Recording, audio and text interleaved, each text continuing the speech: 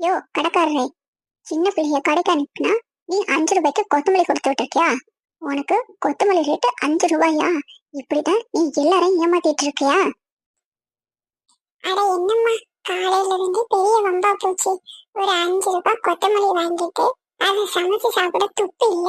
நீ கடைக்கு முன்னாடி வந்து கத்துறதுக்கு வந்துட்டியாக்கும். கடைக்காரரே, நீ சின்ன பிள்ளைய ஏமாத்தி 5 ரூபாய்க்கு கொத்தமல்லி தரேன்னு ரெண்டே 2 கீத்தை கொடுத்து விட்டுருக்க. இது உனக்கு 5 ரூபாய்? இப்படிதான் நீ எல்லாரையும் காசு வாங்கி வாங்கி ஏமாத்திட்டு இருக்க.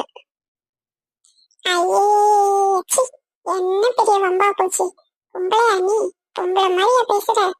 5 ரூபாய் கொத்தமல்லிக்கு காலையில இருந்து மாறி மாறி அம்மாவும் பையனும் வந்து சத்தம் போட்டு கடைக்கு முன்னாடி அசிங்கம் பண்ணிட்டு இருக்கீங்க. இந்தாங்க பிடிங்க உங்க 5 ரூபாய், எடுத்துட்டு போங்க.